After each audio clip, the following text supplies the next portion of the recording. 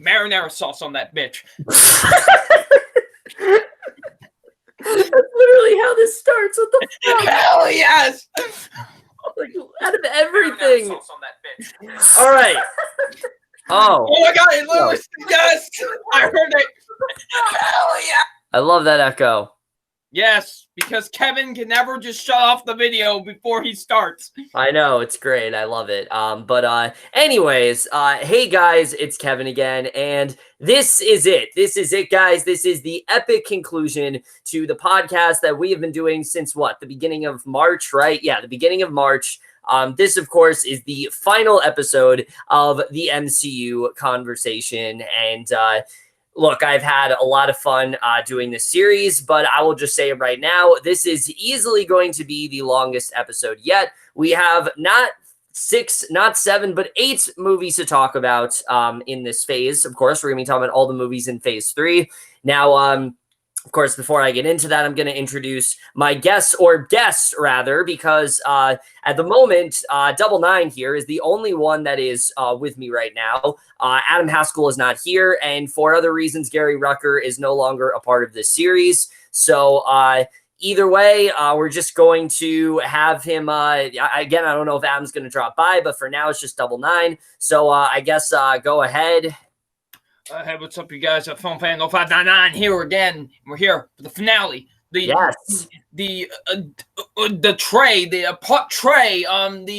epic conclusion, the magnum opus, the enchilada, the hammer, the final installment of the MCU Conversation. Hell yeah. Yes. And this is going to be a long-ass episode because we got not 1, not 2, not 3, not 4, not 5, not 6, not 7, 8 goddamn movies to talk about. Right. So, all right, let me explain how this is going to work. Obviously, there's a lot of movies here. And I will say this, unlike phase 2, in which I had a lot to say about those movies because I wasn't really happy with the way those reviews have turned out. For the most part, all the movies we're talking about here, I have reviewed on this channel. Most of them, I pretty much feel the same way as when I've reviewed them. So I'm not going to be as active in this portion of the series. I'm still going to talk. Obviously, I'm going to give my brief thoughts here and there, but I'm mainly going to leave it up here to Double Nine and anyone else that decides to join. Just because, again, a lot of those reviews, I feel like I've said everything that I possibly can for these movies. And I just feel like if I'd say anything more, especially for like Infinity War and things like that, it would just sound redundant. Also, disclaimer, we will not be discussing Captain Marvel in this video. We already did a spoiler review of Captain Marvel. If you guys want to check that out, it's on here. It's also, of course, for audio listeners. It's also on SoundCloud. So if you guys want to check it out, you can do that there. And yeah, so we're just going to jump right into it. Also, real quick, this will be the only installment where we will not be ranking the phase, and we will not be grading this phase either, solely because I don't think it's fair. Endgame is not here yet. Endgame is the final movie in phase 3. So when these guys join, if Double Nine joins, if Adam joins, whoever else joins, we will then grade the phase and rank the movies then. So we'll do it then, and you guys will get it once we have all seen Endgame. Once we can do a spoiler review for that, you will get that then. But either way, we're just going to jump right into the movies. So we're going to start off with Civil War, and Double Nines. Again, since I've said a lot about this movie, you guys know how much I adore it. I'm just going to hand it over to you, man. Say whatever you want. Civil War is one of the 4 movies in the MCU that I've given an A+ to. It is one of 2 for me. This is easily one of just the I've already spoiled my brain, but it's a top tier movie in my opinion in this series. Captain America's trilogy, in my opinion, is the only trilogy in this series that has gotten better with each installment.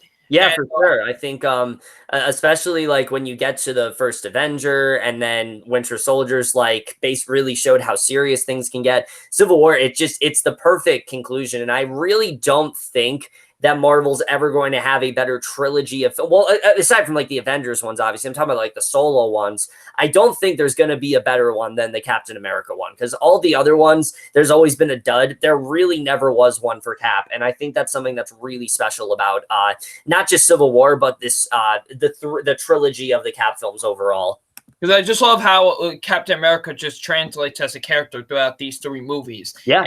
And, you know, and I know a lot of people make the joke that this is Avengers 2.5, but I really do still feel like this is still a Captain America movie. It's both, really. It is both. Like, sure, it's like to its core, yeah, it's a Captain America movie, but you can make an argument that it also is sort of what we expected Age of Ultron to be. Like, this feels way more vital and integral than Age of Ultron ever was, at least in my humble opinion.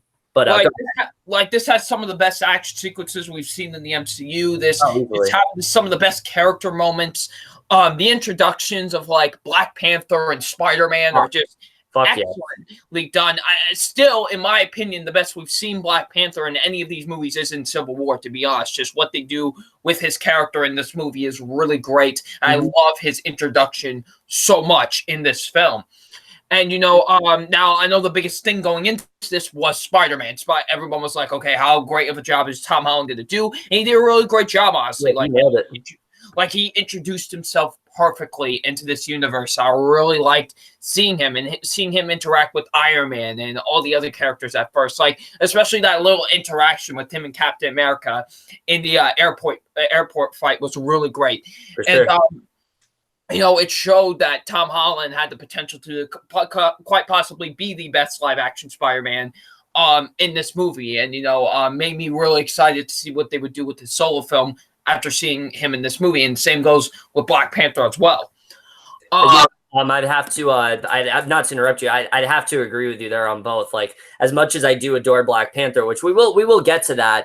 I actually think that his arc in this movie, like the way things start off, is probably the best introduction of any of the in the Avengers films. I think it's probably the best introduction we've had yet, because, like, again, this is a character that before this film has not been established, and the way they're able to get you to care for his character and the arc that he really does go through, you know, sort of starting off the film, he's vowing revenge against the Avengers, and then sort of internalizing it and realizing what's happened. It's a great fucking arc, and I love what they do for him. And I'm right with you there with Spider-Man. Like, I think going into Civil War, that was something we were all very excited for. And Tom Holland, just within the first few minutes, like, he definitely did not let us down. So yeah, I definitely agree with what you're saying. But again, continue. Yeah, and just like and also another thing that a lot of people don't really talk about this movie is the villain, Baron Zemo.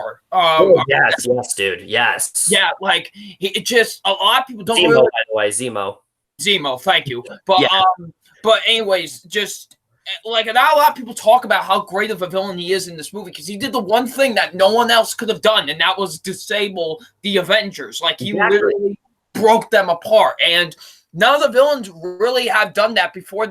Before this movie, none of the villains really did that, and he did it perfectly. And I think Daniel Bruhl does a really great job in this movie as the character. And I actually think he's like one of the best like Marvel villains in my opinion. Top 5. Like, and the thing that I think makes him such a fantastic villain is that, unlike some of the other ones, he has a really fucking good motivation for why he's doing what he's doing, and he's been personally affected by the Avengers. I remember when the movie was first coming out, everyone's like, oh, he's a really weak villain, but I actually like the fact that he's a human villain, considering the whole conflict of the movie is that the Avengers have really affected human civilization in a big way, and this is really the first time we're zeroing in on the damage that they've done to a character. Yeah, because the one thing, like, going into this that wasn't really mentioned all that much was really the villain of this movie, because the main focus was just this, this like Iron Man versus Captain America thing. But Zemo, did I say it right this time? Yes. Yeah, Zemo. But Zemo has a pretty big thing into why they're fighting and why this is happening and shit. And I actually really like how they, the Russo brothers like really implemented him into this movie. I actually thought they did a great job with that. And like I said before, Daniel Bruhl does a really fantastic job in the film. Yeah, like I said, I think out of all the villains, like he's definitely one of the most human. And you could even make an argument that, like, sure, Thanos won, but so is Zemo. Zemo definitely accomplished what he was set out to do. His accomplishment is that he wanted to destroy the Avengers, and he absolutely does that. And sure, he's not front and center, but he is working behind the scenes in a way. And up till now, we haven't really seen a villain quite like that before. We sort of had Robert Redford, but even unlike Robert Redford, like he doesn't really have any big confrontations with the Avengers. He basically is working behind the scenes, and because of that, he gets away with what he's able to do. And I think it's a really great villain overall. I love what they were able to do with him, and just the whole conflict overall is just so well done. Like yeah. Yeah, for sure. I agree like 100%. And this is just one of the things that makes this movie so fantastic. Oh yeah, I could talk about this movie for like hours, dude. Oh yeah, same. Like this is just it's such an awesome movie, and I really love it so much. Even with rewatching it so many times afterwards, like it just impresses me just as much as like when I saw it in theaters. Actually, on my birthday, fun fact. But it's awesome. It's a fantastic movie. It really is. And I love this movie to death. And like I said before, this has some of the best action scenes we've ever seen in the MCU. The airport scene, still a great action scene. I love that action scene a lot. But however, for me, the best one in this entire movie is that ending fight scene when Bucky, it's a 2-on-1 handicap match with Bucky and, Steve going against, Tony. And it's great. I love seeing that. Like, that was just intense. Yeah. And, like, find out, Bucky killed both of Tony's parents. And just that intensity there. And Tony's like, you knew, didn't you? And he was like, look. Yeah. And he's just like, I don't care. And he just starts fighting the both of them. And it's great. Like, I really love seeing that a lot. And just that confrontation between Cap and Iron Man. Yeah, man, like people love to talk about, like the airport fight and shit. And the airport fight is fantastic. Like, it deserves all the praise it's gotten. For me, though, the climax, that is the standout scene in this film, without a doubt. I mean, I have never felt that much like anxiety and that much just rivet. It's a white knuckled feeling like that in a Marvel movie before. And even though it's not going to happen, they really make you think that maybe one of them could die. Maybe one of them honestly, like I don't, usually with stuff like that, I'm like, nah. But literally, this fight was kind of like that. Like when Cap just starts beating the shit out of Tony, I was like, oh shit, is he actually gonna die here? And then the moment where like Cap has his shield on like Tony's neck, you're like, is he gonna fucking slit his throat? Like, what the fuck? Like, and just that shot where like he he blasts his hands and like Captain America holds his shield against it. Like, just exactly. It's so great. Like, man, I could go on with that fight scene for hours and hours. Like, it's so like good. One of my, honestly, probably like one of my favorite climaxes to like any movie, to be honest. Absolute perfection. Absolute. Like, it is incredible. Like, this movie is honestly really amazing. I really like, if someone told me like this is their favorite Phase 3, I can't really argue against them. It is mine. But I can't really argue against it because this movie is just absolutely incredible and it deserves all the praise it gets because it's such a great way to start. It's probably my favorite starter to any of the phases, to be honest. Well, easily. No question about it. Because, like, Phase 1, sure, Iron Man's a fantastic solo film. Phase 2, you have Iron Man 3. That's a great sequel. But, like, this really I think calibrated the series, forward in a way that we just didn't think was possible. It was far more personal. It was far darker than any other MCU entry before it. And it really, I think, does such a fantastic job of setting up the beginning of the end. And I think that's something that we really do kind of forget. And it really does show how much we take the Russo brothers for granted. I mean, what they're able to do in this film is just astounding. And I just can't praise it enough. Yeah, same. I'm gonna just give my grade because I felt like I've said everything I need to say about this. But this is most definitely an A+. This is like like a top tier favorite of mine in the MCU. This is like top 4. Like, I love this movie so much. It is absolutely fantastic, and just it's easily my favorite Captain America movie, and it's absolutely incredible. And I never get sick of it whenever I watch it. Yeah, no, I'm not going to be too lengthy with this one because, again, I've given I feel like I've given a lot of thoughts with this one. I've said pretty much everything I need to say in my review in 2016. I still pretty much stick by everything I've said there. Again, we had never seen a Marvel film with this high stakes before. We never saw one where everything just felt like it was on the line. Everything in this film, it just feels so vital. I mean, especially the scenes with Steve and Bucky. You get the relation that they have, and now factoring in that Bucky was essentially, manipulated into killing Tony's father. I mean, it really does cut a lot deeper, and it shows where Cap is gone. I mean, scenes like Cap having to say goodbye to Peggy. I mean, stuff like that is just heartbreaking. And again, because of how much you care about the character, it's so well done there. And I think all of that is just great. The conflict, especially between Cap and Tony, it's just so well established. And again, what I really love about the film, and something that you didn't bring up that I'm sure you agree with, is that I really can't pick a side, honestly. I think both of them. That's another thing. Thank you brought that up, but that's another thing about this movie that makes it so great, is that you don't necessarily pick a side. You understand? Yeah, honestly, like, and I like everyone. I remember when the movie was coming out, everyone's like Team Cap, Team Stark. I don't really think that's the point. I don't think you're supposed to pick a side. I think the whole point is that this is the first time that these two aren't seeing eye to eye. I mean, at the end of the movie, Cap even writes that letter to Tony, and he's like, hey, I really wish we agreed on the Sokovia Accords. I'm sorry we didn't, because, that's really like the driving force of fracturing the Avengers Initiative, which had never really been thought of before. And again, it's the fact that it's the discourse that these two have, and it's less about, who do you agree with? I think they both have fantastic points, and the film is so well written in that regard, when sometimes I'm like, yeah, I see Tony's point. Like, especially the scene where he sees, Alfred Woodard's character, and he sees that they've killed her family and things like that. You see the impact it has on him. But then you also get where Cap is coming from, where he's always been, hero first. He's always been like, we are the Avengers. We do what we need to do to save humanity. We do not want to be controlled by the government. And obviously, we don't want things to be controlled by the government. So that's something else that I think everyone can relate to, is that you don't want that government control. But then at the same time, the Avengers have gone a bit too far. They have killed a lot of innocent civilians, and maybe it is time to put a stop to it. So again, it really does a great job of not really making you choose a side. You can understand where both are coming from. And again, it's just that divide. I think that's what's really important. I don't think it's necessarily about like whose side you're really on. It's just the fact that the Avengers in general are so split apart. And I think that's something that really does stick out here for me. All of that is great. Like I said before, the airport sequence is as great as everyone has said. Even the side characters, I mean, they still have a lot to do. I feel like one of the most underrated scenes in the movie is the scene between Scarlet Witch and Vision in that kitchen. I mean,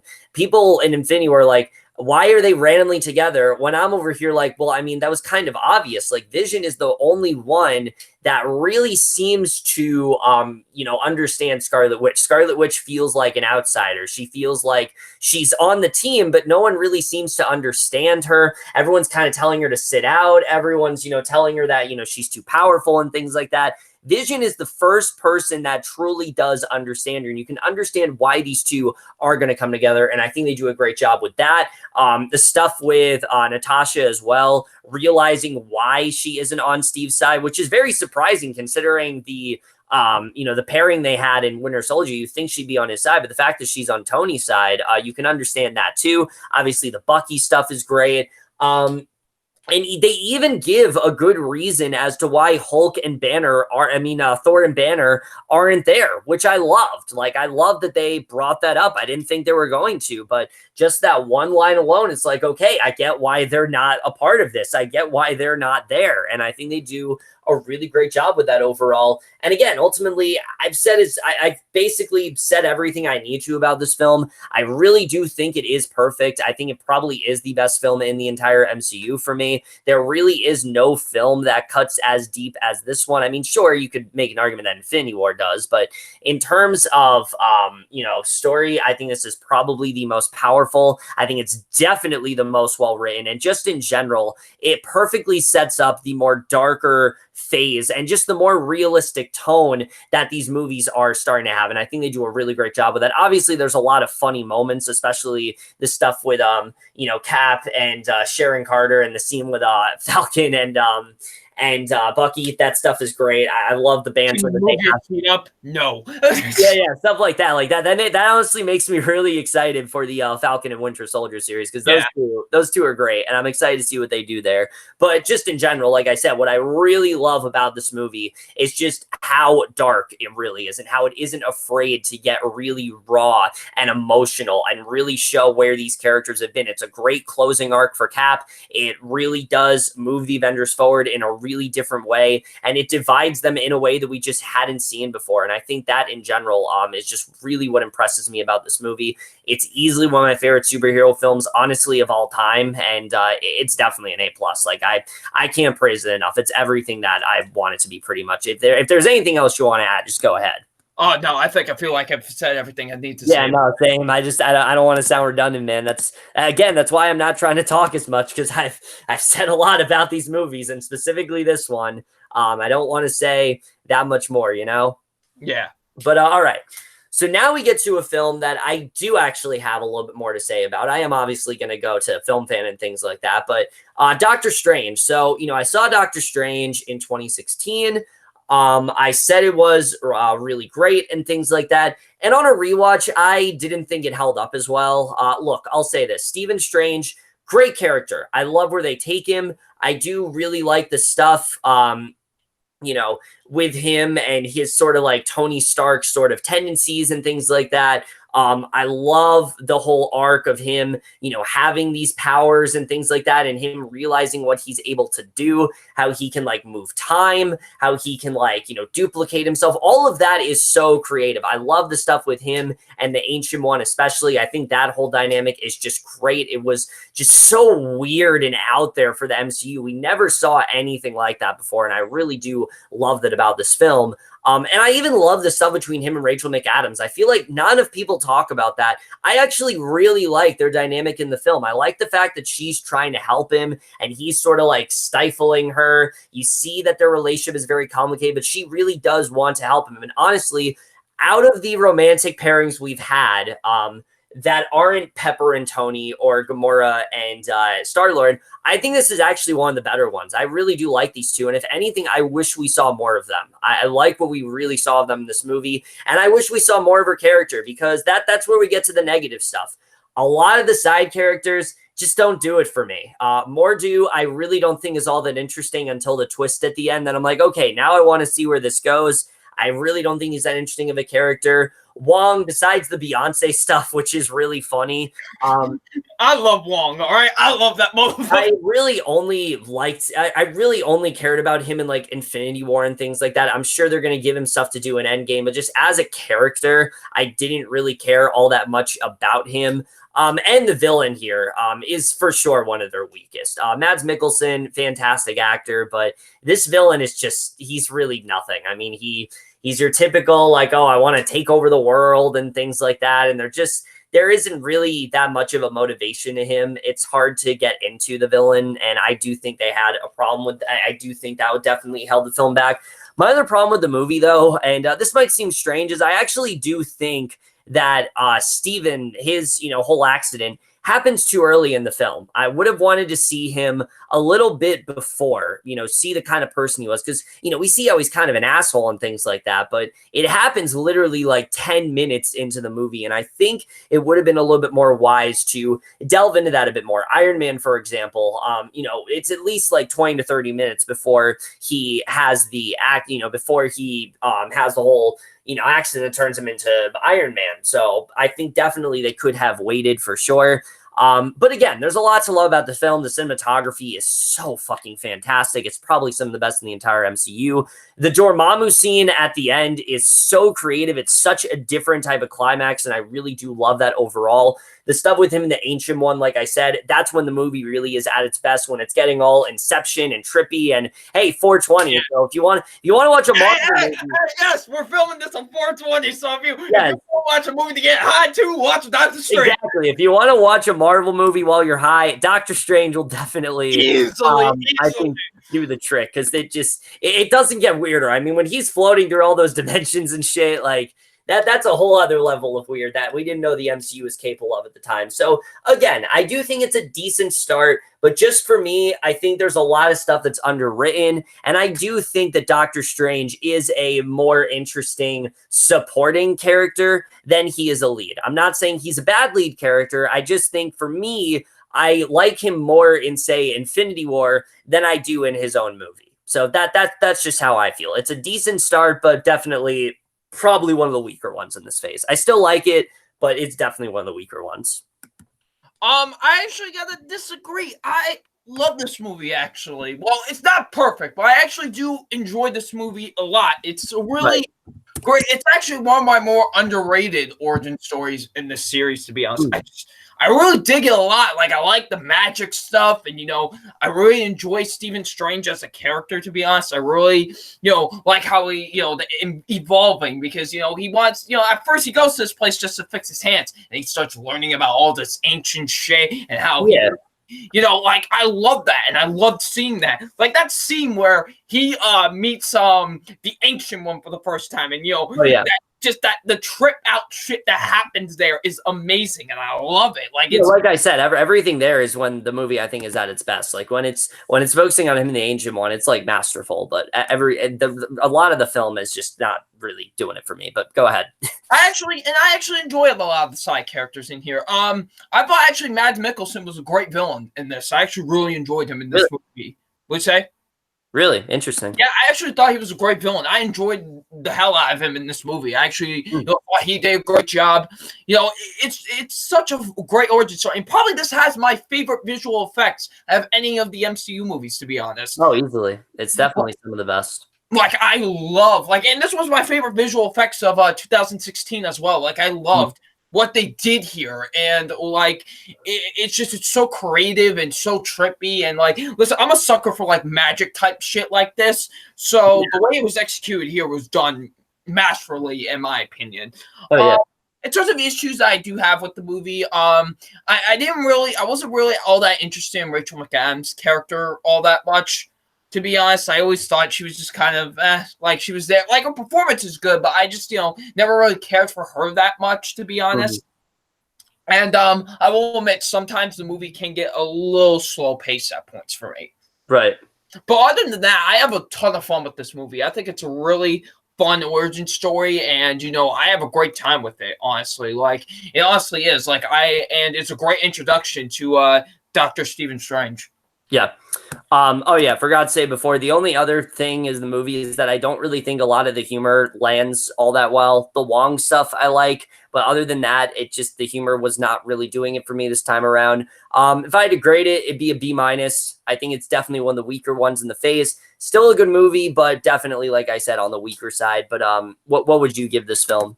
I would give this an A-. I really enjoyed this movie a lot. I have a blast with it personally. So, I really enjoy it a lot. And I do think it's one of the more underrated in this phase. Nice. All right. So we got Doctor Strange out of the way. Now we get to the film that I'm actually the most excited to talk about. And that's Guardians of the Galaxy Volume 2. Now, if you remember, initially when I reviewed this film, I really did love it, but I thought it was a step down from the first one. I thought that it was, really good character-wise, but like the villains and things like that weren't really doing it for me. I thought that the second half, it really dragged and things like that. But to be honest with you, I don't really know what the fuck I was thinking because on a rewatch, this is one of my favorites in the entire series, easily. And there are quite a few things that really do make this film, I think, as good as it can possibly be. But before I really do get into that, I'm going to turn to Double Nine for a second on his thoughts of the film. Hey, I kind of had similar thoughts at first, honestly. Yeah. Like, I really enjoyed this movie. I thought it was great, but I thought it wasn't better than the first movie, honestly. Like, I thought the first movie was a lot more fun. I was at like a B+ with it, and the first one's like an A- for me, so. And then, but I don't know. The more I rewatch this movie, the more I love it. Yeah. The only MCU movie I've actually seen twice in theaters, fun fact. Really? Oh, that's Infinity War, and Ant-Man and the Wasp for me. Those are the ones I've seen twice. I love this movie. This is like Yeah. Probably the best character study movie of any of the MCU films, to be honest. Yeah, that's what I was going to get into. The thing that I love about this film, and I think you will agree with me on this, is that unlike most MCU films where they tend to be very plot driven and very focused on, getting a certain object or trying to conquer this villain, this one is very character focused. It's much more of a character study than you really would expect it to be. And I love that about this film because, look, I really do love the characters in the first Guardians, but there's definitely a lot of potential. And I think there's a lot of stuff they dive into here that I just adore. The whole movie essentially is about how these characters are letting their ego and their selfishness get in the way of their mission. This is especially evident when it comes to Rocket. This is especially evident when it comes to Star-Lord and Gamora. Those are really the three central characters of this movie. Of course, Yondu as well, but I'm talking like the main Guardians team. Those are really the three we focus on, and we really do dive a lot more deeper into what's going on there.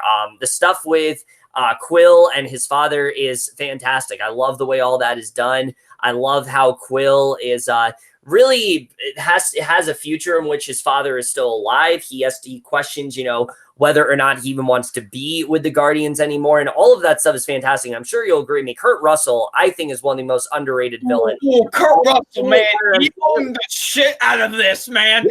Yeah, honestly, like, you have an MCU, a series that's really not that strong in terms of villains, and I feel like Phase 3 was the start of it getting much stronger with its villains. And Ego is a great example of that, because unlike other MCU villains, this is not some big, big bad that wants to take over the world. This is not, oh, I just want to get this object or something. Like, no, his motivation is that he clearly is trying to turn Quill against the Guardians. He's trying to reel him in. And especially, for a while, we don't even know he's the villain. We don't know that he's going to be the villain. The movie, this seems like the gold people are going to be, which we'll talk about them in a little bit. But it seems like the gold people for a while are going to be the villain. But no, it turns out Ego is the villain. And it makes perfect sense because, again, Star-Lord is letting his ego get in the way, quite literally, in the sense that Ego is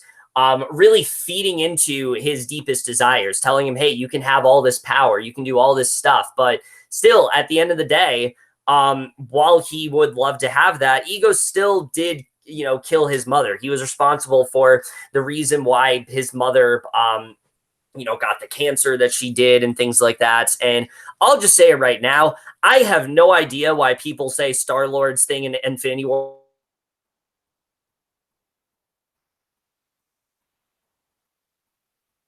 mother, he basically goes just as insane. I think you'll agree with me on that. Like, literally, like, once the minute he finds out that, he killed his mother, he just and he just shot him up. Exactly. Like, say what you want about him in Infinity War, it is not out of character. Like, this is something that Star-Lord would absolutely do. He clearly has a lot of deep seething hatred. He has a hard time controlling his anger, and this film very much shows that. So I really don't understand why people knock on Star-Lord when he did the same exact thing in Guardians 2. Exactly. Like, it's part of the character. I don't really understand that at all. And all of that stuff, like I said, is just fantastic. It really does set him forward in a really exciting way, especially once he realizes, how important Yondu is in his life. I mean, all of that stuff. Oh, we'll get to the Yondu stuff soon, but all that stuff is fantastic. I love the way all of that is done.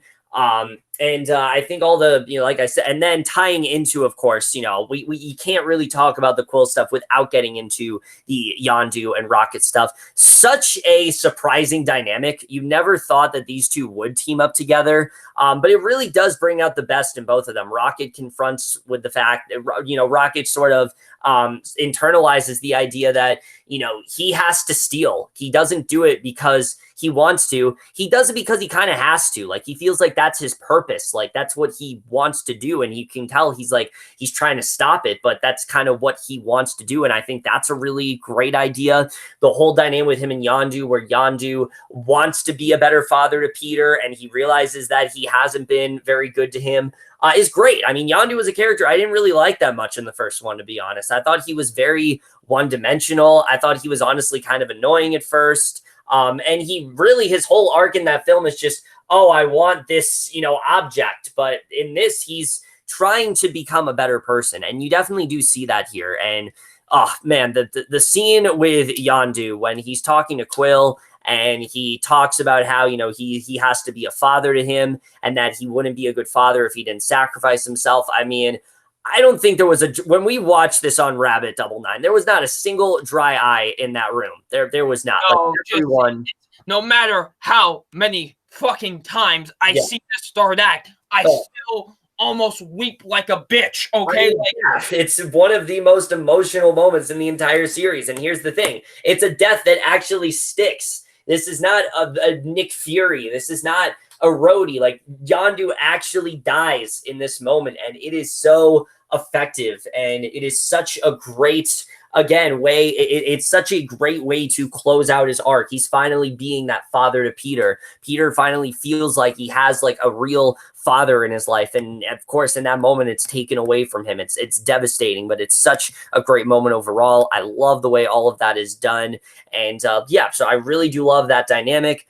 What I loved actually a lot more, though, this time around is actually the Gamora and Nebula stuff.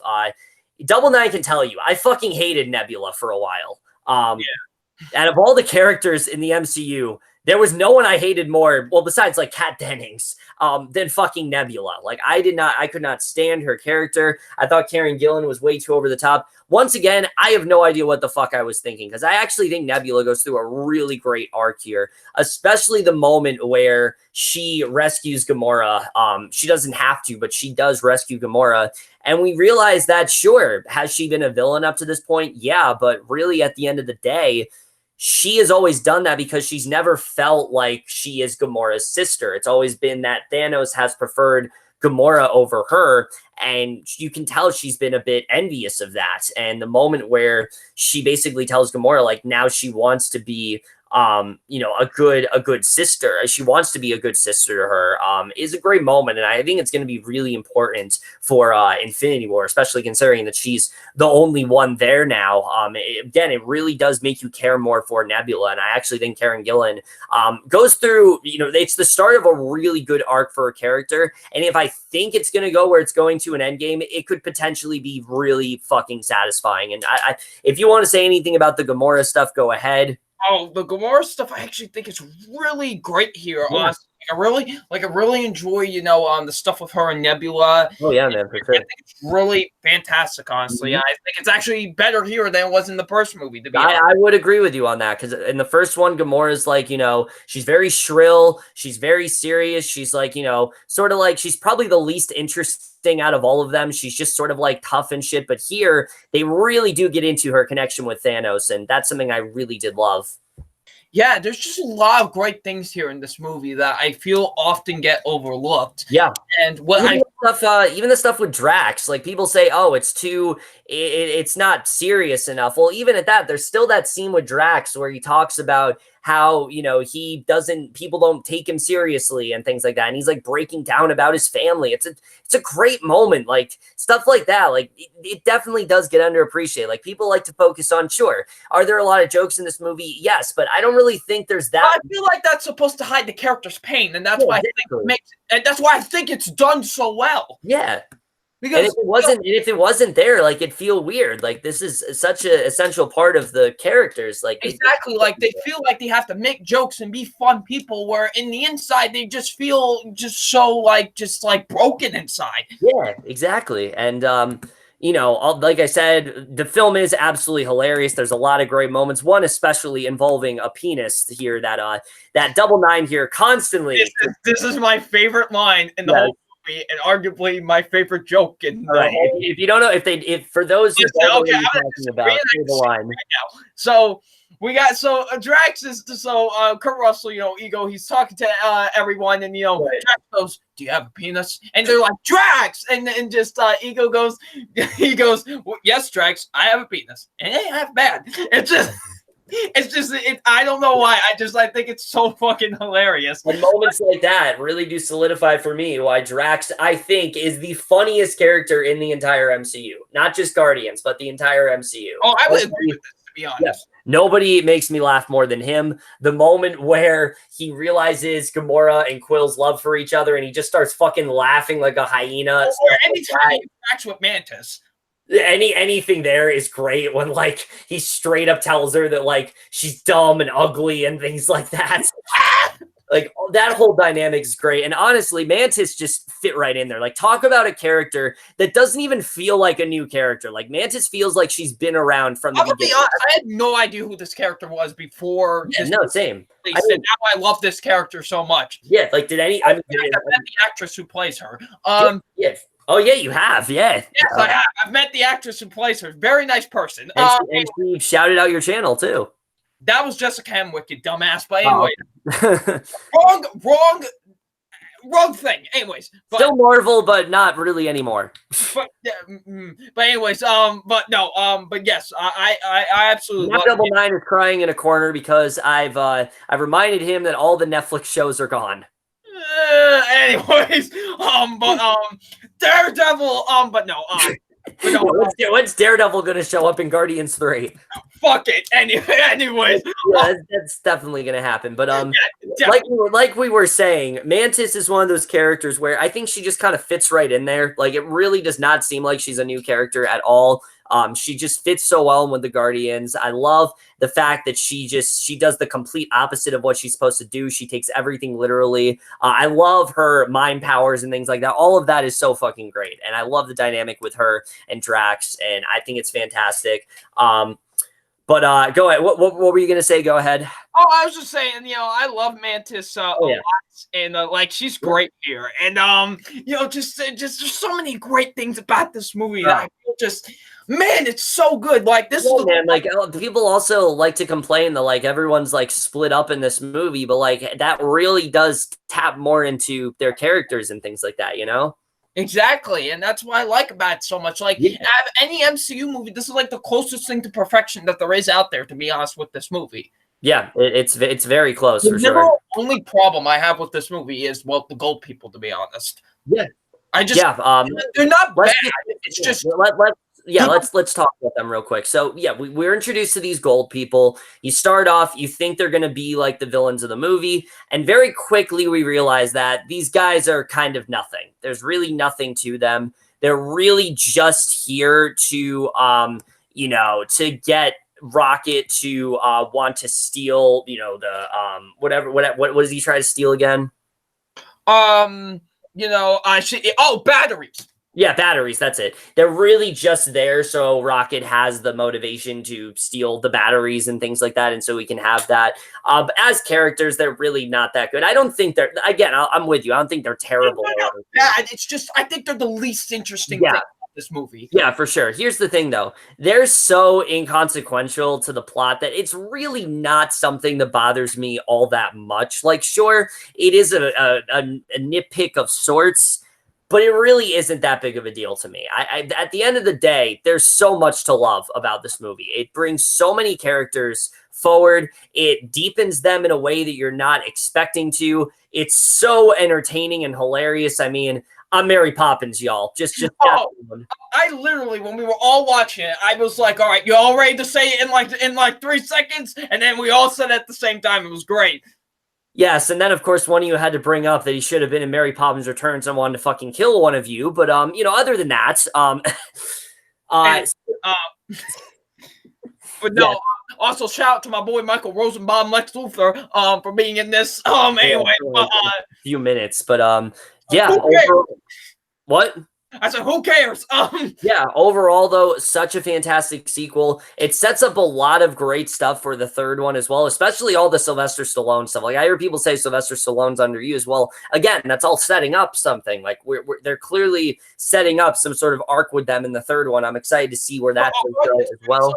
like Guardians 3 is like easily my most anticipated of like Phase 4. Like I'm Oh, hyped for yeah. that shit. Yeah, no question. Like whenever that comes out, whenever release date that is, I am definitely down for it, especially considering that James Gunn is now a part of it again. Which, I mean, this movie makes you wonder, like, why would they even consider getting someone else? Because like Gunn just gets it better than anyone else does, and you definitely do see that here. The music is as good as it's ever been. The characters, like I said, are as good as it's ever been. And just in general, I think it's everything you could want out of a great sequel. And if there's if there's anything else you want to say, Double, just go ahead. Just this movie is like, I even in my original review, I said this is everything I would possibly have wanted out of a Guardian sequel. I still don't to this day, and I think I will never get the disappointment with this movie. Yeah, no. It's just it's so amazing. It's like easily the best character study of any of these MCU movies. Yeah, and it's absolutely incredible. I would give this an A. Is absolutely fantastic. I pretty much love almost every minute of this movie. I am absolutely with you on that. It is hold on. Yeah, I'm absolutely with you. That is absolutely an A. I really don't know what I was thinking before. It's absolutely an A. It's as good as I think a Guardian sequel could be, and it just makes me that much more excited to see how Guardians 3 is going to turn out. But again, that's Guardians of the Galaxy Volume 2, probably the one we spent the most time on because we both feel very differently about it. And yeah, so amazing stuff. I really don't understand why people think it's oh yeah, by the way, this is easily the most underrated movie in the MCU, by the way. I forgot to mention that, like, easily. Dude, no question. It's like, I mean, you could say first Avengers, but no, it's this one. It's absolutely definitely this one. Like this one. The fact that people were underwhelmed by this and things like that, honestly, and even say it's the worst of this phase really makes me question a lot of people, to be honest. Yeah, for sure. Like, I never am like that, but like, no, not like this movie. Like, honestly, like, hello. No, I just said I don't know how anyone can not like this movie. Like, this is everything. There's like a weird pause for a second. Yeah, it you know. Yeah, but yeah, no, definitely, I'm with you. I really don't get the hate at all. I really think this should be a movie that more people adore, and I really don't see what else you could want out of a Guardian sequel. So yeah, definitely an A for me as well. All right, so that's Guardians of the Galaxy Volume 2. Now we're going to get into the next film, which I'm really not going to spend that much time on because I have talked extensively about it as well, and that's Spider-Man Homecoming. Yes, we have Spider-Man, of course, right here. That's, of course, Double Nine. Literally, Tom Holland is on this podcast. Tom Holland, how are you to be? How do you feel? I love to be on this podcast, man. This is great. Are you gonna spoil Endgame? So in the end of the movie, Ant-Man goes up Thanos' asshole. All right. Enough of that. So we're gonna talk about, like I said, Spider-Man: Homecoming, a really great Spider-Man film overall. You know, with Spider-Man film, we were all very wary of it. Obviously we were excited, but I feel like there was a lot of trepidation as well, considering how some of the other films, Amazing Spider-Man, turned out before, and how Sony liked to tamper with the character.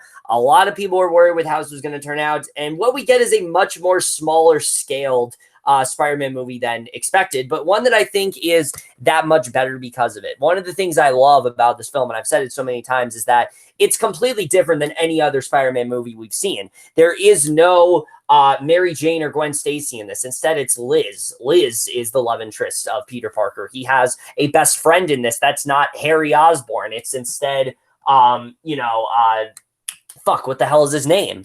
Ah, shit. What is his name? Shit, Jacob Batalon's character. I can't think right now. Brian Mendoza. Let's just go with that for now. Yes, Brian Mendoza. Yes, so he goes to his friend Brian Mendoza, and he's in this film, and their whole dynamic is, of course, so great. I love what they do with them. And of course, the villain of this movie, it's not Green Goblin. It's not a previously established villain we've seen in other Spider-Man films. It's instead Vulture. And you see... Yeah, the villain we hadn't really seen in the Spider-Man in terms of, like, the movies before. Yeah, and that, like I said, that's the thing that I'm really loving about not just this film, but also the other Spider-Man films. It seems like that's what they're trying to do with this character. And that's Speaking of movies that people give a bad rep to, I've heard so many people complain about, oh, why isn't Uncle Ben here? You know, why isn't this character here? Again, they're trying to do something different. They are trying to make this character feel a little bit more grounded. They're trying to play some more realistic high school setting. And I think for a film like this, it very much works as that. And you can make an argument that Tony Stark is the Uncle Ben of these movies. Like, he serves as that mentor to Spider-Man in these films. And I love that dynamic so much. Anytime Tony Stark is here, it's so good. It never feels shoehorned in. You can totally understand the relationship that the two of them have. And it's probably one of the best parts of this movie by far. I love what they do with them. Michael Keaton's Vulture, such a fantastic villain overall. Definitely one of the best in the entire MCU. His motivation, Keaton's performance. I mean, just the twist in the third act in general, just it gets me every single time. Oh man, literally when that happened in my head. When he opens the door and Michael Keaton comes in, there was I remember when I first saw it, there was just a collective woo from my entire audience when that first happened. And I literally in my head went, fuck. I know, yeah, it is such a fantastic moment overall. All of that is great. And again, just in general, man, like, this is just a really great Spider-Man film. It's a really great way to start off the character. Again, is it better than Tobey Maguire films? I mean, again, you can't compare it yet. This is the start of the Spider-Man character. Where they're going in Far From Home, we'll see in July. But what we see here is very promising, and it's a really great way to start things off. And it shows that Tom Holland has the potential, I think, even though he's not quite there yet, he does have the potential to top Tobey Maguire. I think we definitely do see that here. And just everything I love about this film, everything about this film I really do love. I feel like it's kind of gotten forgotten because of Spider-Verse, but I don't think it should. I think this is a really great iteration of the character, and I really do wish more people talked about it. But Spider-Man yourself, talk about your movie. This is really not going to come as a surprise for anyone, but this is my favorite solo film in the entirety of the MCU. I fucking love this movie. This movie, it's definitely up there for me. Like, as a huge Spider-Man fan, as someone who has looked up to this character for pretty much his entire life, this is everything. Not because I'm not like talking trash about like the Tobey Maguire movies or anything, because I love those movies too. But this is the most, I want to say, comic accurate Spider-Man we have had this far yet, honestly. Like, I love how this is what would happen if a teenager had superpowers. And it really shows that a lot here, too. And what I love about Spider-Man as a character is that he's not perfect. He is not a perfect hero. And we see that throughout this entire movie. Like, he makes mistakes. He fumbles a lot. He fails a good majority of the time. He is not a perfect hero. And I loved seeing that in this movie. It was absolutely fantastic. And the way that it's done here is absolutely incredible. Tom Holland gives it his all. He is, without question to me, the best live-action adaptation we have had of this character so far. He brings it to this character. He brings everything he needs to bring to the character of Peter Parker and to the character of Spider-Man. He's just so incredible in this film. Like, I really don't think not enough people, like, I know a lot of people talk about Tom Holland, but, like, I know that they should give him at least a little bit more credit. This dude gives it his all in this movie. Yeah, no, especially the accent and things like that. He's got it all nailed down, man. Like that scene where he needs to motivate himself to get out of that collision, to get out of the building that collapsed on him. Like, that is, like, one of the most emotional scenes in the entirety of the MCU, and nobody really talks about, which sucks because it's an incredible scene. And I love it so much, man. Vulture. The Vulture. What the fuck was that? Vulture. I started playing the video by mistake. Anyways, Vulture. Top tier. Oh, yeah. MCU villain right there. My God, Michael Keaton is the fucking man. He brings it his all into this movie. He plays such a menacing villain. And here's the thing, though. You even get his perspective of why he's doing this. Like, it's incredible. Like, I love it. You know, just this movie is so perfect. And it gets, I don't get so many people's complaint that it's not a quote-unquote Spider-Man movie, even though this is the most Spider-Man we have gotten in any of these live-action movies, to be honest with you. Like, this is a Spider-Man film, and I absolutely adore this movie so much. It is like my favorite solo film in the entirety of the MCU. It is so incredible. Just this movie is so perfect. Honestly, like I love literally every second of this movie. I never get sick of it. Like it's, I love it so much. Like I'm really, it really makes me happy that Marvel got the rights back to Spider-Man because, man, it just did they just deliver on this shit? Like they delivered on it because I know a lot of people were nervous going into this movie because the marketing and stuff like that. But man, let me tell you that this just like offered everything I wanted from this movie. Yeah, no, definitely. Like I said, I'd have to agree with you on that. The only things that really do set this film back for me, because it is still an A minus. I'll say that right now. Like my grade hasn't changed at all. It definitely does feel like a beginner. It definitely does. It can get quite formulaic at points. I do like the Liz character, but I can understand if people think she's a little bland because she's not really that complex of a character. She's a good character for Peter, but she doesn't really serve more than just she's the love interest. And again, I really do like her in the film, but she isn't really more than just that. But overall, though, like it's a great film, man. It's very entertaining. It's everything that you could really want in an introduction to the Spider-Man character. And again, it's not trying to be like the Sam Raimi films. And I feel like that's the thing. People hold those films at such a high standard, and they should because they're fucking fantastic. But they hold those films to such a high standard that they expected this to be on the level of that. And when they realized it wasn't, I clearly disappointed them because it was trying to be something different. And because I don't even think they're really comparable. I think you can really just kind of see this as its own thing. It's clear that Marvel is trying to do its own thing, and I think it very much does work in that way. So yeah, I love it pretty much as I did the first time around. It's still an A minus. A really, really great solo film overall. But anything else you want to say? Man, I just love this movie so much. I like it's so fantastic. Like literally the entire time I watch this movie, no matter how many times I watch it, I just have a goofy ass smile on my face while watching because it's like I'm watching Spider-Man. Like I'm watching him leap out of the comics and into the movie. Like I'm usually not like that type of person because I don't really read comics all that much, but Spider-Man is a character that does hold near and dear to my heart. So it's right, of course. And I'm actually on the same page as you. Like growing up, Spider-Man was always my favorite. Yeah, like and just seeing him in this movie was just like a dream come true because this, like I said, you know, not like knocking the Tobey Maguire films or anything like that because I love those movies too, but this is honestly the most comic accurate Spider-Man movie we have had thus far. So I would most definitely give this like an A+ for sure. All right. Yeah. So A minus for me.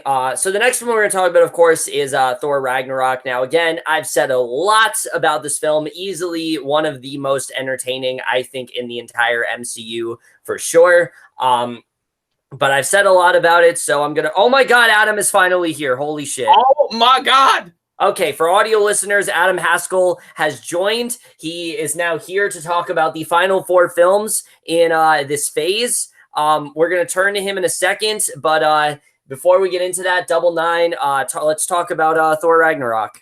All right, sweet. Thor Ragnarok, easily one of the most fun movies in the MCU, to be honest. Like this movie, I know a lot of people hate the direction that they went in with Thor into this. I personally love it.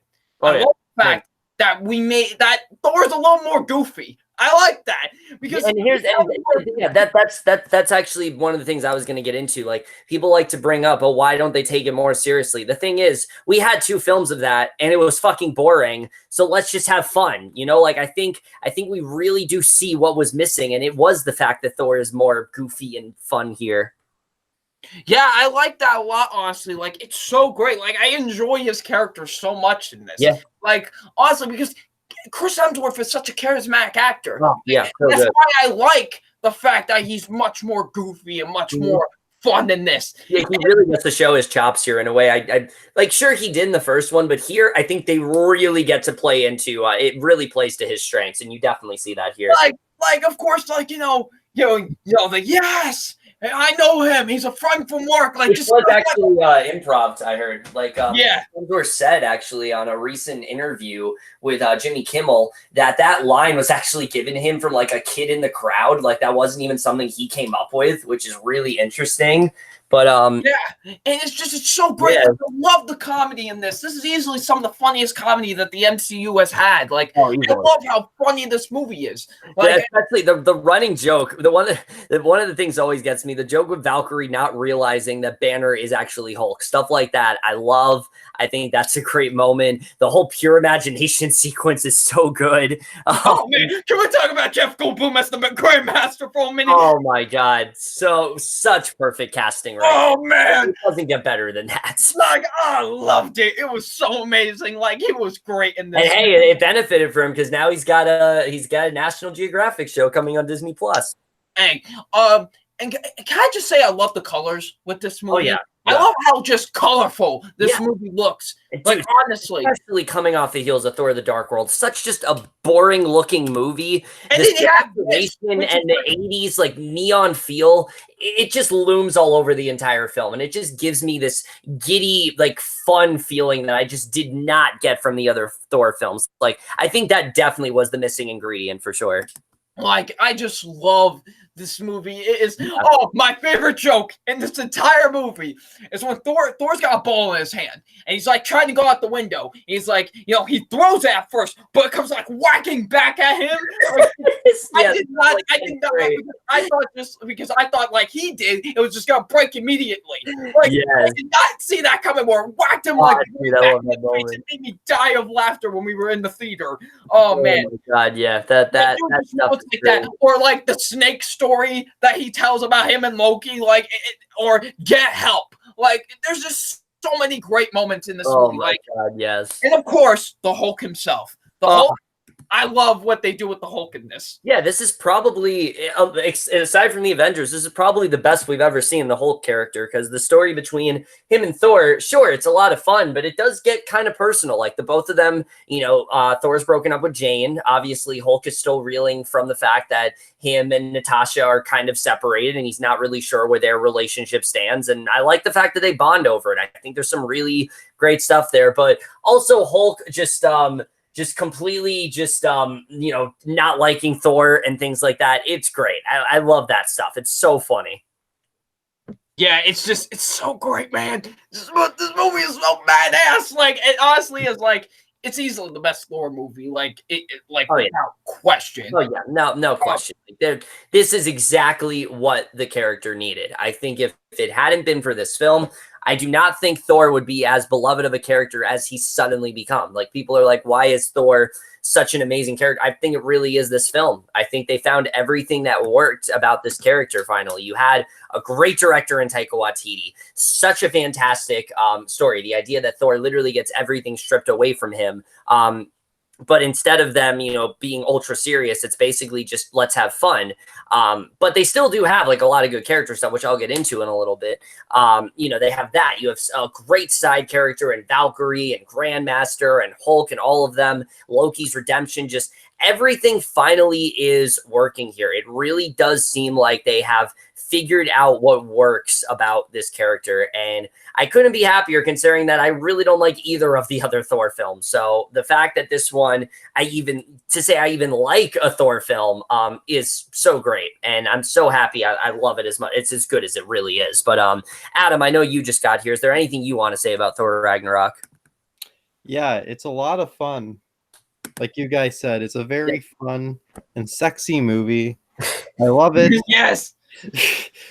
And I'm gonna get a haircut one day that looks just like Chris Hemsworth's haircut in this film, and you all are gonna love it. Yes, yeah, really fun, really fun movie. One of the more fun MCU movies. I really enjoy watching it, and yeah, no, definitely. And yeah, Thor's haircut, it just makes him look so much more badass. I love what they do. Oh, I love it. Like, I know some people were like, because like everybody loves his long hair. I love how badass. Honestly, I like it more. It suits him more. Honestly, it does. I love this just with the short hair and the mohawk, and it makes this like, I don't know why it makes this like his suit look more awesome. And I don't know why. So if the locks never come back, I am not upset. If they want to stay with that look, I like it. I like where they're going with that. Also, I think this is one of the only MCU movies for me. I don't know if you guys will agree, where I don't really think there's a standout. I think everyone here is pretty much a standout. I think everyone has at least one moment in this movie that is absolutely hysterical. And I do think that's something that you don't really hear a lot in MCU film. I think almost everyone is on their A game here.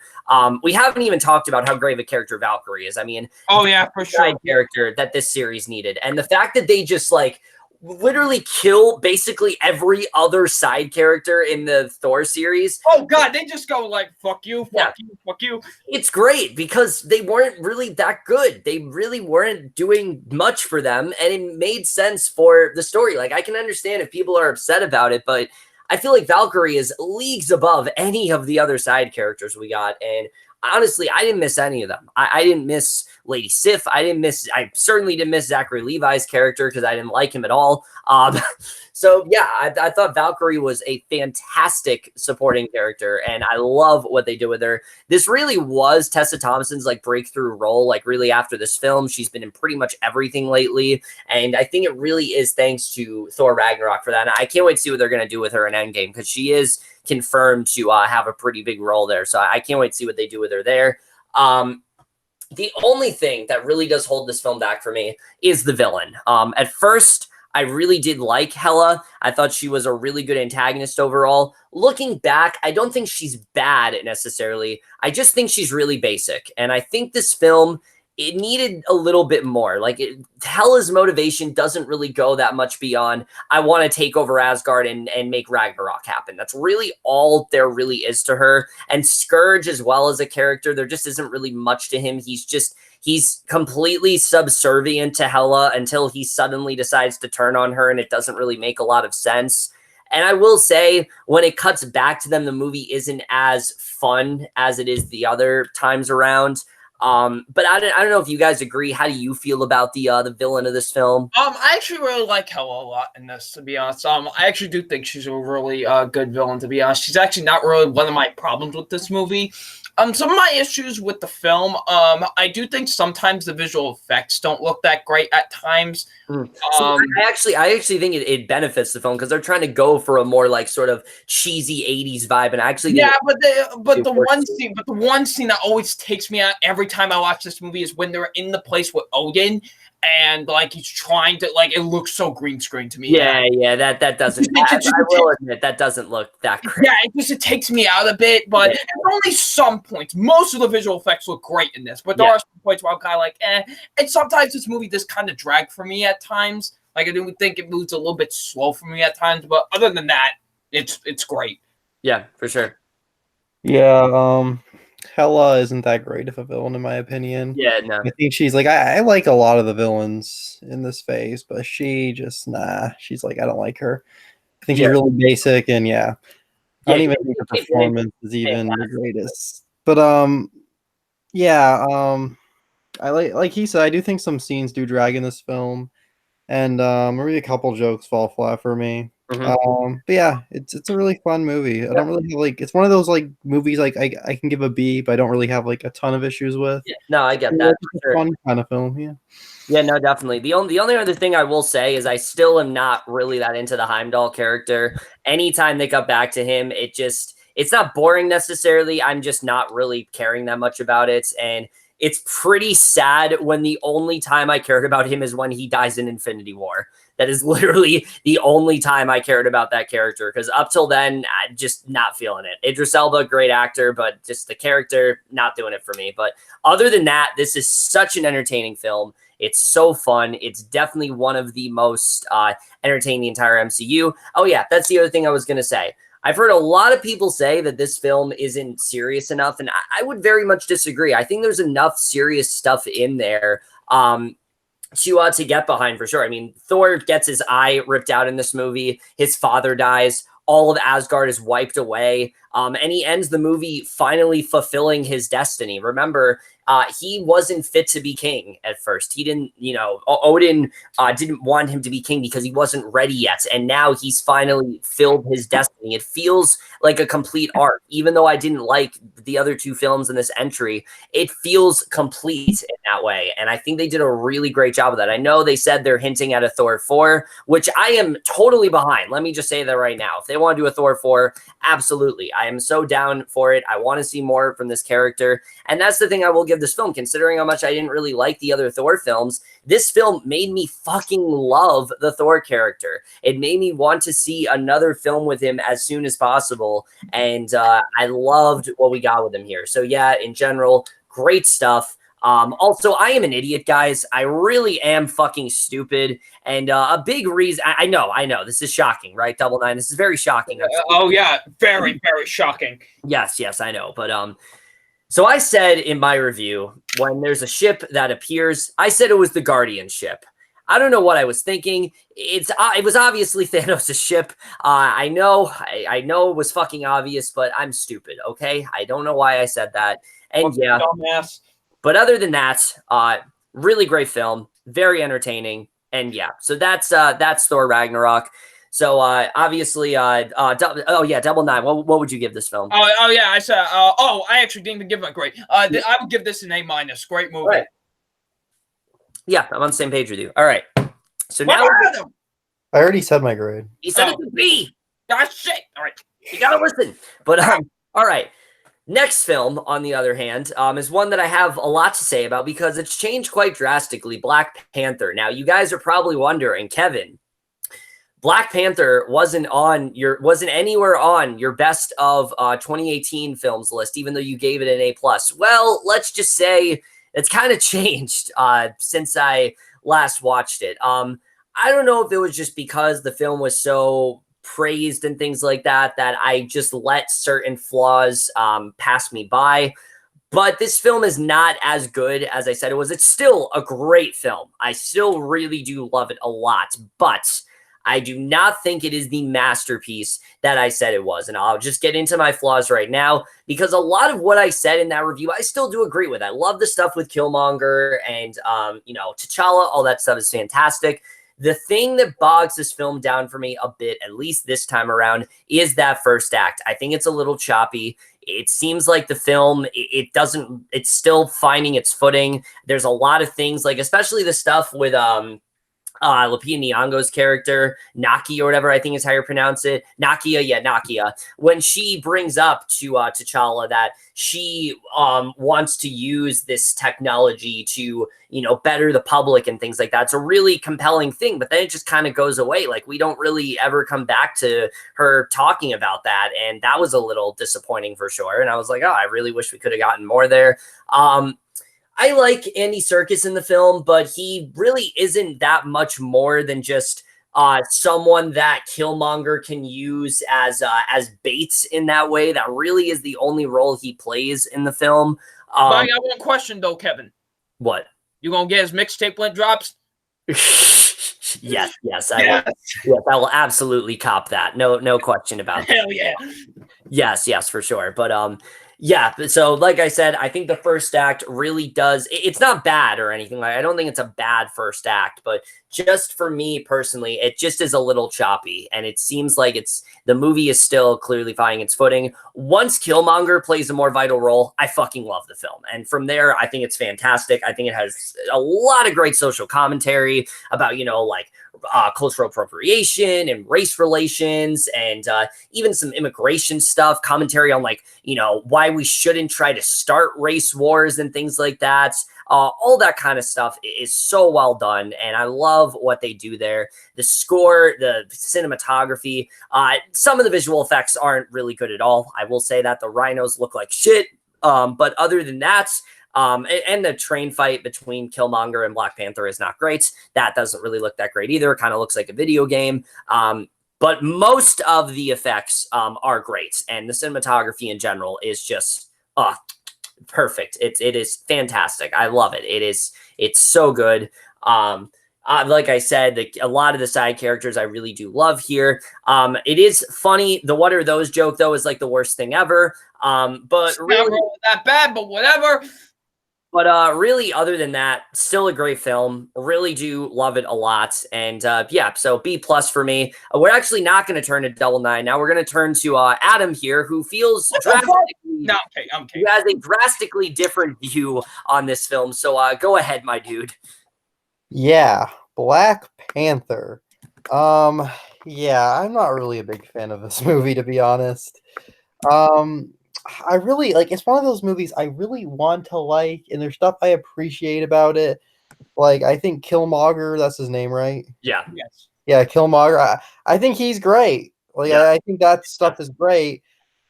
But I do agree with Kevin, like, on the first act, except that's a lot of the movie for me. I just think a lot of it is really choppy and boring to watch. I just can't get into it.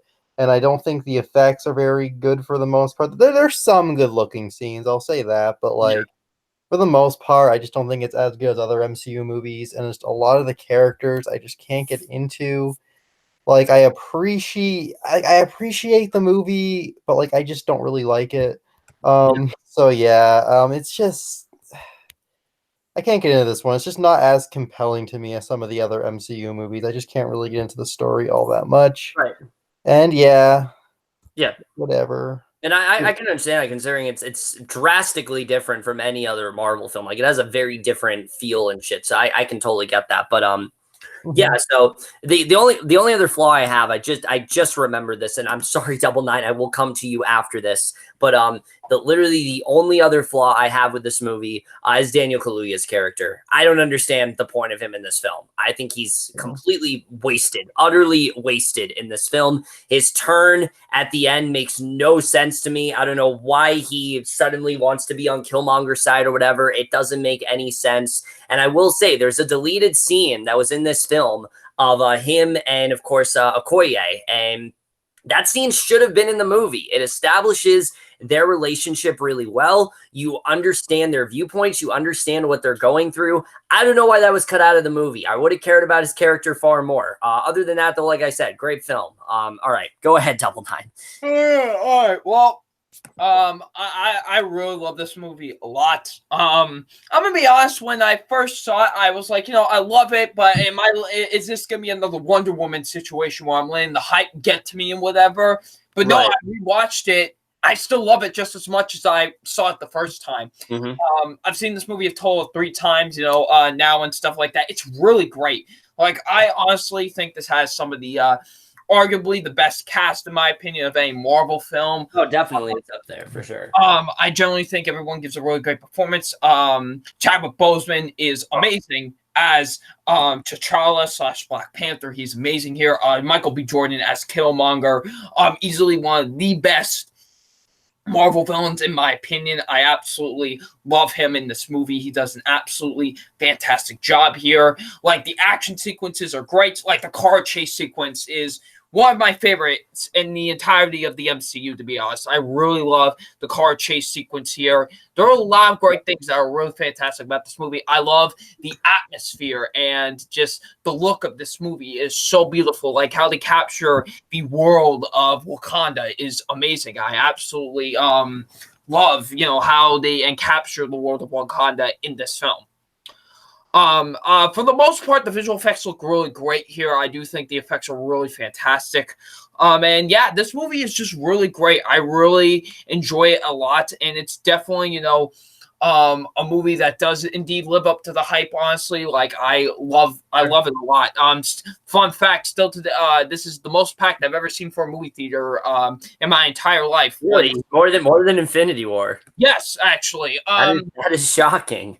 Generally, it's not that shocking to me, but but for good reason, because this movie is really fantastic, and I really love it a lot. I mean, it made so much money, like it did. Yeah. But I remember when it came out, like, it was #1 for a long fucking time. Yeah, it was huge, and there's a reason why this was the first comic book movie to be nominated for Best Picture. Like, there's. Because it's really fantastic, and the cultural impact was also like we've never seen anything like that. Oh yeah, for sure. Like, and it did, and what it did for the culture was really fantastic too. So yeah, I really love it a lot. It's definitely a movie that's I would say high end there is one of my favorites for Phase 3. So yeah, I love it a ton. I would also give this an A-. All right. Even though I said B+, but No. I think I meant because I said that for Thor. Right. Okay. That's why. I think that's why I said that. I was confused. Like I gave it. Yeah. I think that's why I said that. All right. So we have come down to the final two films. Now you guys are probably expecting for us to talk about Infinity War, but here's the thing. I didn't really look, as much as I'd love to talk about Infinity War right now, obviously. I feel like it would only make sense, considering that this whole thing is leading up to Endgame, to end with Infinity War, to end this, of course, on talking about Infinity War. So now we're going to talk about probably the least inconsequential, but also it turns out to be one of the most consequential of the entire phase, and that's Ant-Man the Wasp. Again, not a ton to say about this film. I really do like it a lot, though. I love that it's more smaller scale. That's one of the things I really do enjoy about it a lot.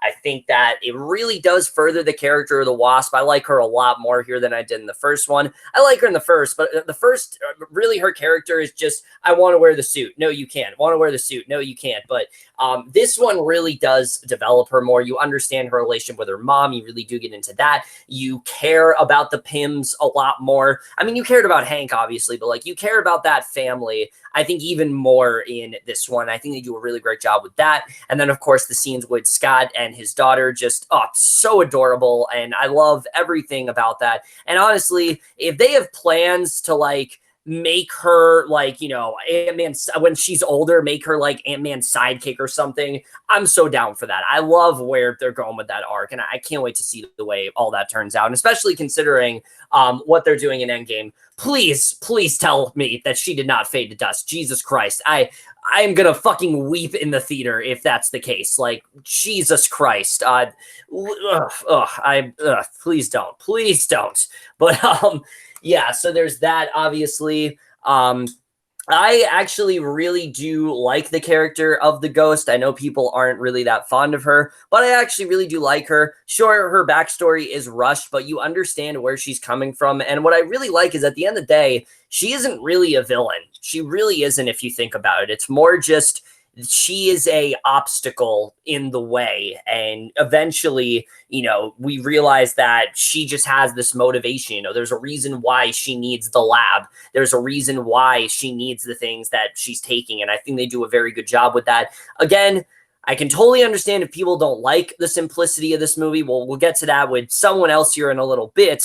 But for me in general, I definitely really do enjoy it. I think it's really fun.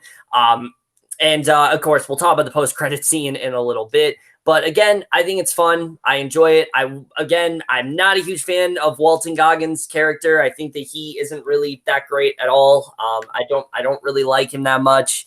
I don't really think he serves that much of a purpose, other than he's just occasionally a villain, because really the movie doesn't have much of a villain. It really is just kind of just, you know, a couple potential villains, but not really much of one. Michael Pena, though, is great as ever. So fun. He's great. And yeah, but like I said, terms of flaws, there's Walton Goggins. I do think that Judy Greer and Bobby Cannavale are completely wasted in this. They have like literally nothing to do. The most characterization that Bobby Cannavale has is that he hugs Scott now and they're friends, and that's kind of it. But again, I like that it's more simple. It's the good palate cleanser after Infinity War, and I enjoy it as such. It's a lot of fun, and it's one of those films where, you know, sure, there's not a lot going on, but I enjoy it. And yeah, but again, like I said, that's not always going to be the case for everyone, because Adam, once again, feels a little differently about this one. Yeah, I was really let down with this movie. Now look,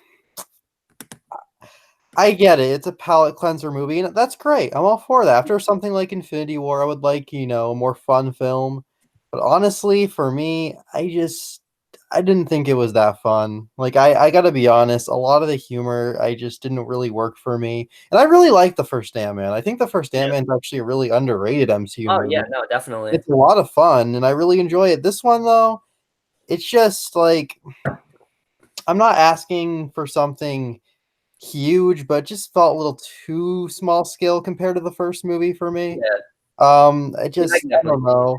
I wish it felt just a little bit bigger, maybe, at least like on par with the first Ant-Man. But yeah, it's okay. Like I think the performances are still really good. But like honestly, a lot of the action didn't really work. There wasn't really that great to me in my opinion. I think there was a couple cool scenes, but for the most part, I didn't think it's as good as the first Ant-Man or really most of the MCU movies, to be honest. And yeah, I just couldn't really get into this one. I thought it was kind of boring. All right, you heard it here first. Adam here, he did not like his own film. I know, it's very sad. Double Nine here, he liked his film. I like all of my movies because I'm Captain America. I don't care what anyone says. Fuck you, Andrew. And yeah, so, but anyways, Double Nine, what do you want to say about Ant-Man and the Wasp? Anyways, but Ant-Man and the Wasp, I actually really like this movie. Yes, I do. I do really like this movie. It's a very good movie. Yes, Adam is a fake fan. What? Adam is a fake fan. Oh hell yeah. But anyways, this movie is just so wholesome, and it's so fun. Like it honestly is. Like it's just I enjoy the hell out of this movie. I like a lot of the directions that they go with the characters here. I really enjoy the chemistry between Paul Rudd and Angeline Lilly. I think they actually do a really great job here. Honestly, I enjoy their chemistry a lot in this film. And and also, Scott with his daughter. Like I love stuff. Like, you're the world's greatest grandma. Like stuff like that is great. Like I love the stuff here. Like it's honestly just, it's a nice cleanser to Infinity War, honestly. Like I really like this movie a lot. It's a ton of fun, and of course Michael Pena is the GOAT. Yeah. Like I want this man to tell my whole life story. But anyways, I read a thing actually where people said like he should have like recapped every single Marvel film leading up to Endgame, and I want to see. I still want to see that. Like imagine if the day before Endgame comes out, Marvel releases a video on YouTube of Michael Pena recapping every single Marvel film before, and then he fades to dust. Yes. Oh my God, I would love that. Oh man, Yeah, I would love. Marvel, get on that shit. Anyways, but the fuck? What? Who's watching the video? I'm sorry, I just clicked on it. It wasn't me for once, at least. Sorry, go ahead. But anyways, yeah, I really enjoyed this movie a lot. It's definitely it's so far my least favorite. I still haven't seen Captain Marvel, but it's my least favorite of the phase so far. But I still really like it a lot. I would give it a B+. All right, yeah, and for me, I still am at a B with it. It's very solid, but of course, now we got to talk about the real thing in this movie that's definitely going to affect everything. The post-credit scene here is top tier. It is absolutely top tier, especially considering how smaller scaled the rest of the movie is. The fact that this film is as, the fact that this film has as big of a post-credit scene as it does, I mean, it really does pack a punch. I mean, look, we all knew something was going to happen because the movie took place obviously before Infinity War. So we knew something was going to happen that would, affect the characters in this movie. What I originally thought was going to happen is that Ant-Man would fade to dust and that Wasp would have to find him. That's where I thought they were going, because we heard that Evangeline Lilly was going to be in it, and we knew that Ant-Man wasn't in the last installment. So I thought that's what they were going to do. That's not what they do. Instead, they dust the entire fucking Pym family that we've been following this entire movie, that we've been caring about. They all just fade to dust. It is so devastating. It is so well handled. You get that urgency, and it just, I am so interested in seeing where that is going to go, especially considering that we literally just saw Janet Van Dyne come back, and now here we are. Of course, they're all dust, bitch. Yes, they are all dust, and I am sure we are all hyped to see how that does play out, of course, before Infinity War, if you guys want to say anything about that. All right, let's talk about Infinity War. No, I said if you want to say anything about the post-credit scene. No, let's just get into Infinity War. All right. I'll just say real quick, the post-credits, even though I don't really like the movie, the post-credit scene is fucking great. Yeah, okay. It's great. All right, let's do it. Here we are. God damn it. This is it. The final film that we're going to be talking about on the MCU Conversation. Once again, we're not talking about Captain Marvel since we already did that in a separate video. We're also not ranking any of the films in this phase. So this will probably be one of the last things we do in this podcast. I know it's. I got the point. But here we go. We're going to talk about the film that everyone is thinking about right now, of course, and that's Avengers: Infinity War. Now, I'm just going to say right now, I'm not going to say much about this. And look, here's why. I did a 25-minute review on this film. I then proceed a couple days later to do an almost 2-hour video spoiler review. So I really don't think I have much else to say about this. I feel like I've exhausted. It was even in my top 20. I talked about it there when I did my top 30 of 2018 or whatever. It was in there as well. So I really don't feel like I have too much more to say other than this is a near perfect film. The fact that they were able to balance as many characters and many storylines as they do is incredible. Thanos is fucking Kino, one of the best villains in any superhero movie, bar none, for sure. Yeah, I mean, it's honestly the only MCU film besides maybe Guardians 2 that is just that close to an A+. It is so close. Like, there are moments in this movie where I'm like, maybe it's an A+, but just for me, there are a few things here and there, couple storylines, some things I don't really love that just bog it down just a bit for me. They're mainly just nitpicks. But it's very close to an A+. And yeah, so I really don't have much else to add. You want to hear my thoughts, watch my review, watch my spoiler review. But now, Double Nine, Adam, I know you're eager, so go ahead. Either of you want to start, just go ahead. Oh boy, we got lots and lots and lots and lots and lots to talk about with this movie. Oh boy. But let's just say I got one thing to say real quick before we get to this. There are honestly times where I think about changing this to a 5, even though it's not. I think it's probably the most well-paced of the series and probably the one that goes by the fastest. There are a couple of things that bog it down for me, iffy CGI at points, and a couple of nitpicks. All right. So now to the actual review. Wait a second. Wait a fucking second. No. You didn't even realize until fucking after he said I was fucking distracted, okay? I was reading something else, and now, what the fuck? I am just a living meme to all of you, I guess. But all right. I had to do it once. But anyways, now go ahead. Go ahead. Before you piss me off anymore. What? As if you already haven't pissed me off enough. Onto my actual thoughts about the movie, but no, I think honestly, in my humble opinion, this is the best movie of the MCU. To be honest, this is everything we have wanted from this is everything that the MCU has built towards for 10 years, and it's finally colliding into one. And I love it so much. Like, this is the most epic crossover I think I've ever seen in a movie, to be honest. Like, it just ties everything together perfectly, and just where it leads into for the next movie is going to be intense as hell. Like, I love the interactions between the Guardians with Tony and Spider-Man, or with Captain America, or Thor, Rocket, and Groot. Like, talk about the dynamic trio right there. More than you know we needed. Exactly. Just the action sequences, just so many great character moments. Like, I've said so much about this movie already. I go on about this movie a lot. Like, it is high up there as one of my favorite comic book movies of all time. I've seen this movie so many times since its release. It's so incredible. Like, it's easily one of my favorites.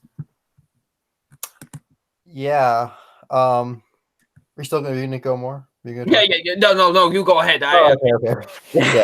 Yeah. I think we have a lot to say, so that's why I didn't say much. Yeah. Boy, this movie is fucking incredible. This is my favorite MCU movie. Well, mate, I go back and forth with this and Guardians 2 a lot, but this is I don't know. This might be my favorite. So yeah, yeah. This movie is just fucking incredible. Like, honestly, it's one of the most impressive movies I've ever seen. Oh yeah. Like, the fact that like, this could have been a fucking mess. Like, this movie could have been fucking terrible with the amount of characters that are in this. Like, this could have been a disaster. But no, they fucking pulled it off. This movie is not messy at all. It's very, like, it's just so impressive. I don't know how they did it, but they did, and it's just so great, and it's just a cinematic miracle. And all the characters, I just love the characters in this film. The team ups are great, the effects are great. Thanos is just an amazing villain. He's one of my favorite villains out of any superhero film ever, honestly. I think he's just that great, and Josh Brolin is fantastic as him. And the ending of this film, it's just fantastic. It really, like, it's just an amazing fucking cliffhanger. I know some people think it's anticlimactic, but this is part 1 of 2 parts, so yeah. This movie, Adam, they're all coming back. What are you talking about? How dare they do such a thing? Yeah, the ending to this film is just, it's really risky, and I just love it.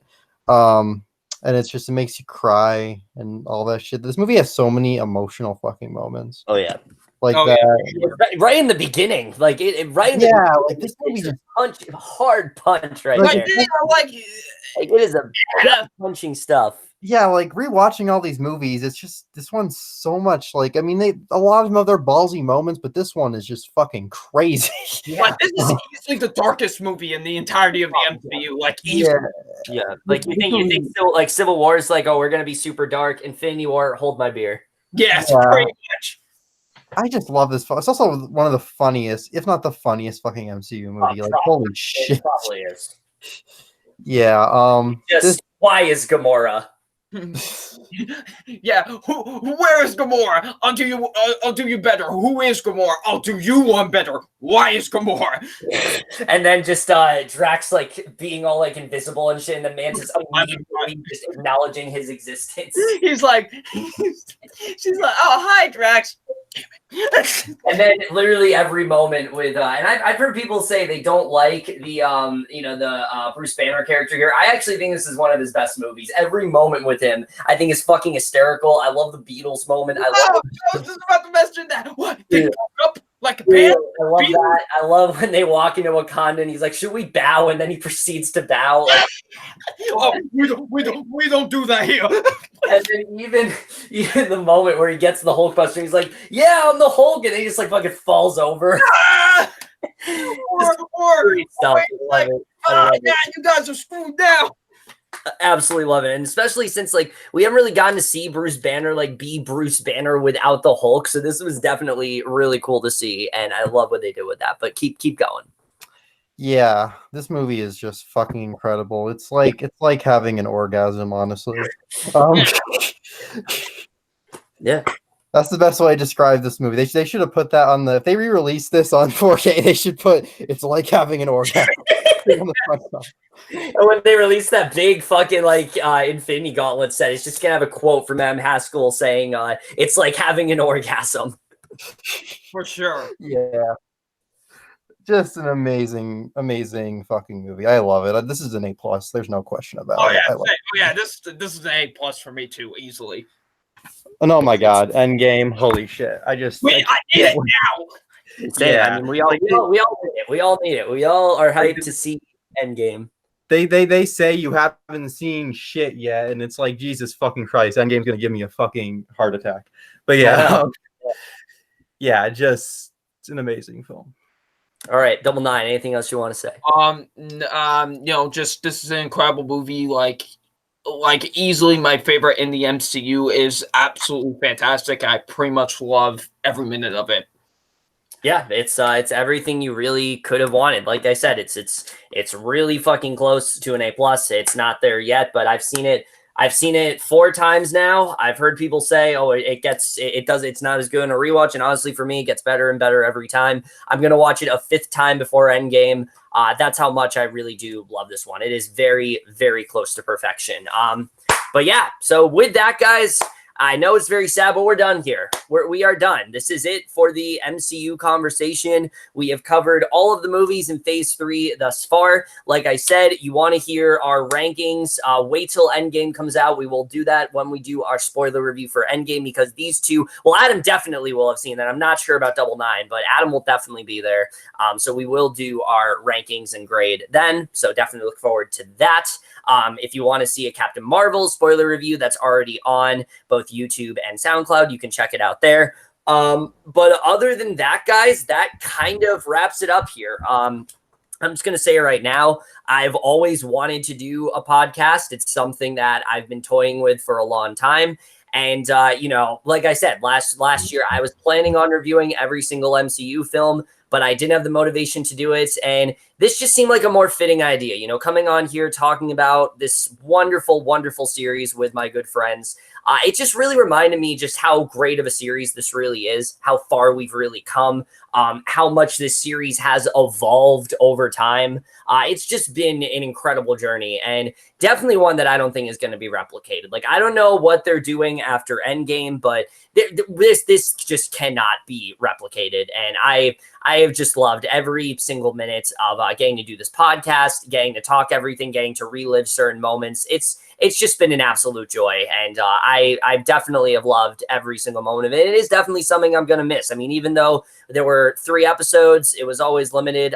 This was a lot of fun, and it made me that much more hyped for Endgame. Like, I already was hyped for Endgame, but oh my God, after reliving this series, I have lots of fucking theories. There's lots of things that I've been tinkering with for a while, and I'm just so excited to see the way things pay off. There's so much that can happen.